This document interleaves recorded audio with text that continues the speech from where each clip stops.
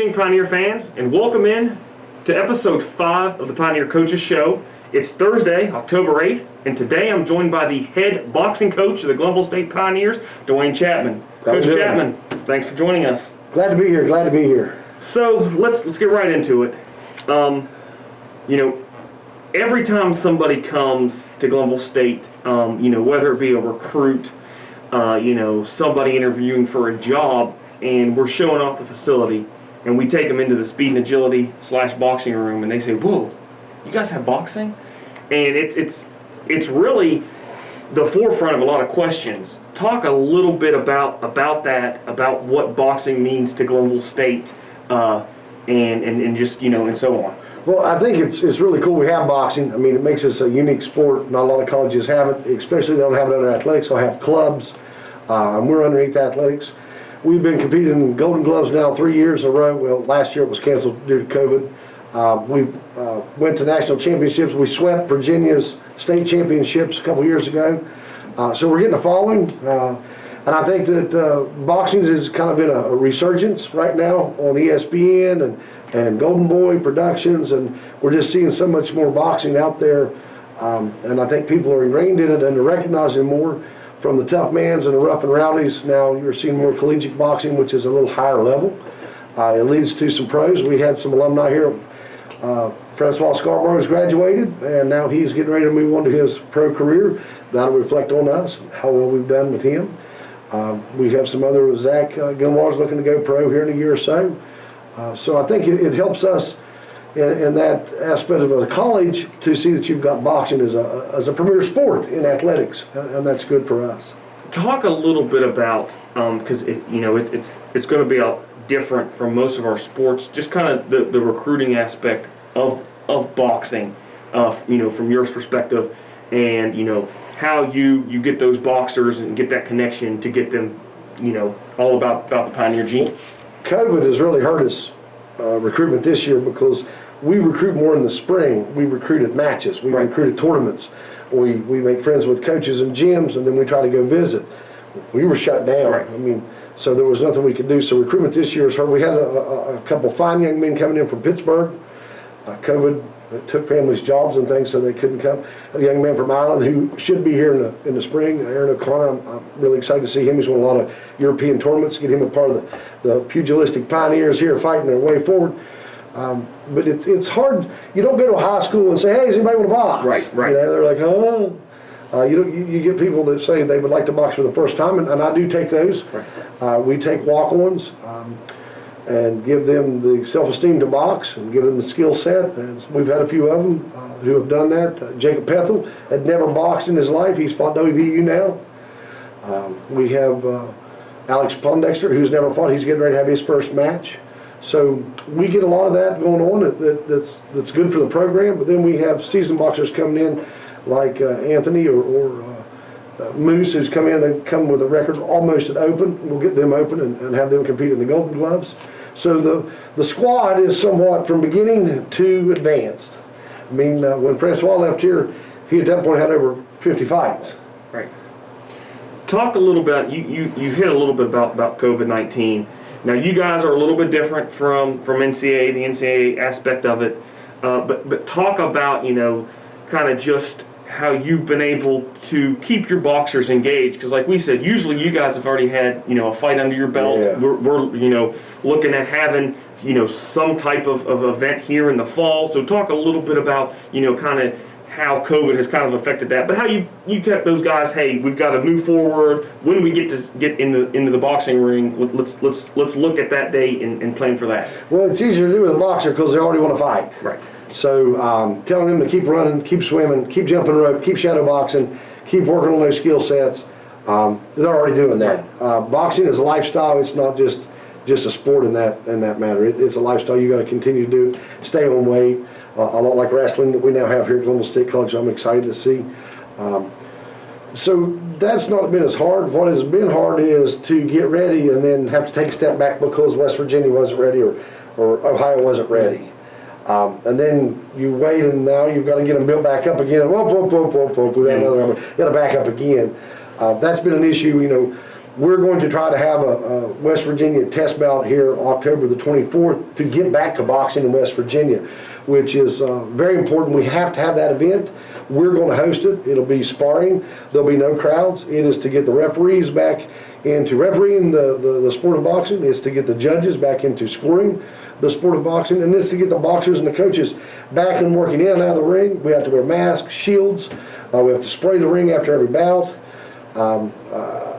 It's going to be a learning experience kind of to come back to that, but it also gets us warmed up. So then hopefully in November, things clear up, we can have an event. We still need a war to Waco here, man. I was just going to say that October 24th, you kind of hit on it about being kind of a rough draft exhibition type deal to try and maybe would be War in the Waco 6 here in November. Yes, I mean, we have to have a test event. Hometown Heroes have had to cancel their tournament. The owner of that, Gary Tony, has come down with COVID, and we're pulling for him to fight through it. So he's had to stop that tournament. That's a national tournament. Even the Nationals, the United States Nationals has been pushed clear into December now in Louisiana. So a lot of these fights are being pushed. We've been having meetings, president meetings, every Thursday by Zoom with USA Boxing, where we are, how we're moving forward. And we've got to move forward, and we're going to host it. I hosted the LBC meeting here 2 weekends ago, and we decided on this venue, and what we're going to do is try to push forward. And I'm excited. We got to get back to boxing, man. Some Pioneer fans and boxing fans out there might not know, but you're the president of the WVLBC. Talk a little bit about that, what that entails for you to do. Okay, first you have to apply to get on the election. And I use my experience of being in administration here and an art professor, and I've been vice president, dean, and done some things. I think I even shoveled snow here a couple times. But then you put it up, and then all the LBC officials and non-officials, they vote. I got elected president. It's a president of the West Virginia LBC, and LBC is a local boxing commission through USA Boxing. We actually go over into Kentucky a little bit and over into Ohio a little bit. My main thing is to get boxing to grow here in West Virginia, to get more gyms registered, to get more fighters registered, to have more events. We've already, in my short tenure as president, I've already got 3 gyms to sign up that weren't. We were getting some boxers going. We hosted the meeting here, like I said. I had some individuals who weren't a part of USA Boxing to come down. They watched us do our meeting, they've seen our facilities, and now they're going to go back and they're going to go get registered as USA coaches and things. You can't just go be a USA Boxing coach. You have to take a test. Right. You have to go through so many things and pass those to get a green level coaching, and you've got to do that for every aspect of it. You just can't walk out and say, I'm a boxing coach. It doesn't work that way. Glenville State College's serene, safe campus is located in the rolling hills of central West Virginia. At Glenville State College, you can discover friends to last a lifetime, professors who broaden your perspective, and the skills and education for future success in a safe, small-town environment. At Glenville State College, you can be a pioneer.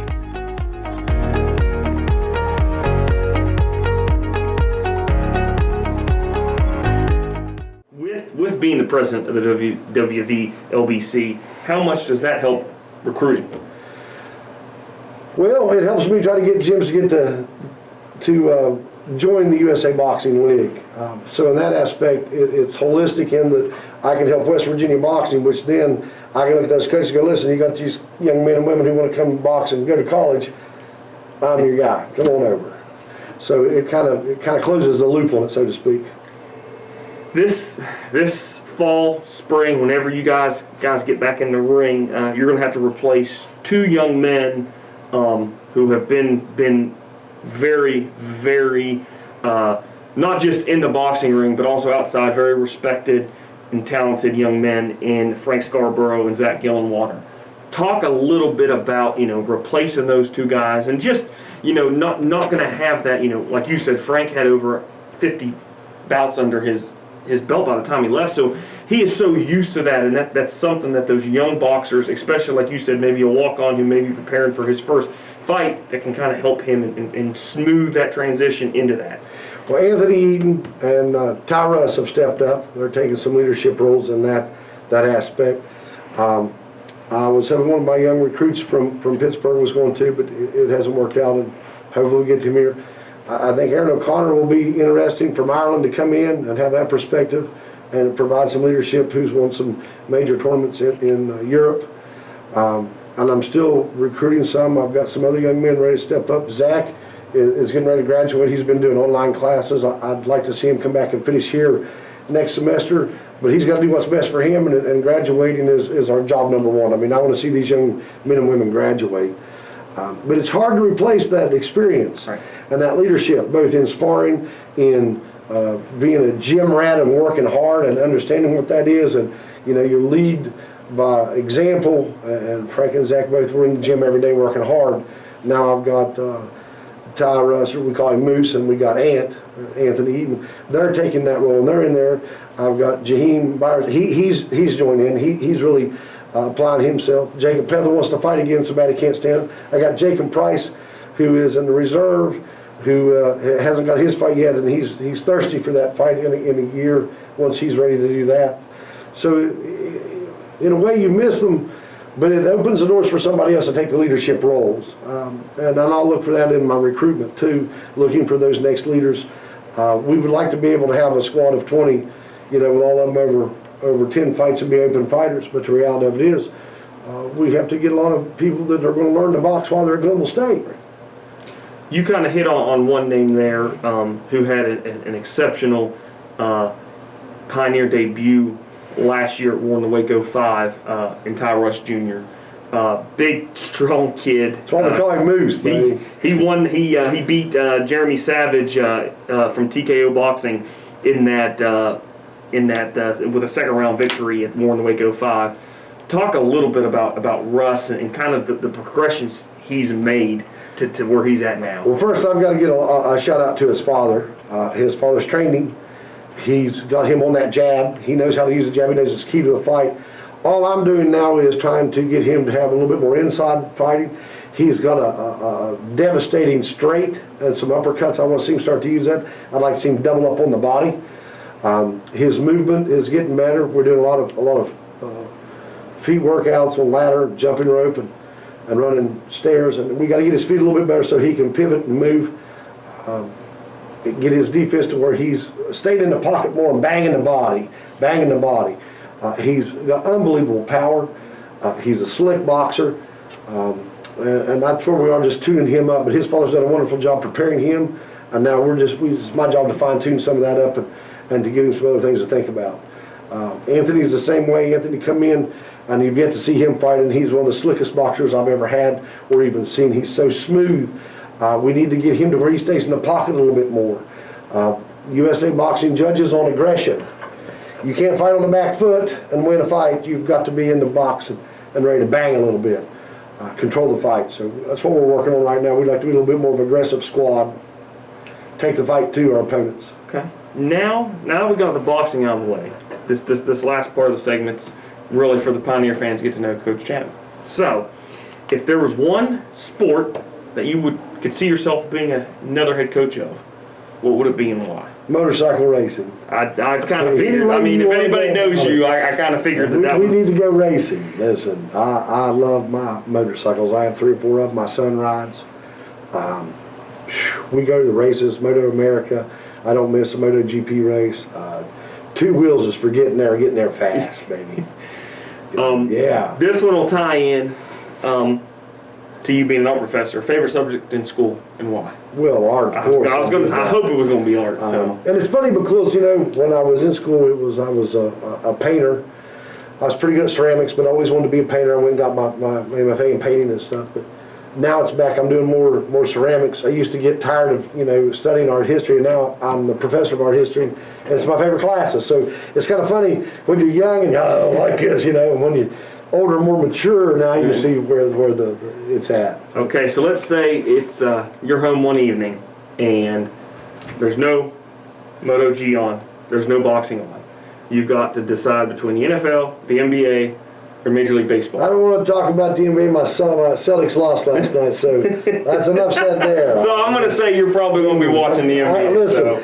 I wore my Celtic Racing shirt yesterday. I went and ate at we was up there ate at the Irish pub, and I come back and I watch my Celtics lose. I'm done with it. Miami Heat. It'll be a good championship between the Lakers and the Heat. It will. Be a championship. Favorite social media platform? Instagram. Okay. Now, most used social media platform? Probably Facebook for boxing because I get it out there. Right. I know that Twitter's probably where I should be. I hate Twitter. Bunch of Twitters, I tell you, I can't take it. Facebook is just for marketing. I'm Instagram. My personal stuff Instagram. For boxing, we have a boxing Facebook page, and we try to put stuff up there and drive it a little bit. And I'm getting better at it. I mean, I've only had a cell phone for 5 years, Jonathan. Come on, man. Dogs or cats? Dogs. Okay. Pizza, hot or cold? Either way, I can get a pizza, baby, all day long. I'm right there with you. I can eat it hot. I can eat it cold. I even had sushi pizza the other day. It's really good. Last one, and we'll let you go. If you had a hashtag to live your life by, what would it be and why? Hashtag high speed, low drag. Okay. All right. If you're not living fast and hard, you're not living, baby. I like it. I thought you were going to go. Nah, I thought about fishing, but Yeah, well, I mean, that's true too. I like to fish. You're a big fishing enthusiast, so I do know that. So, all right, Duane, thank you for sitting down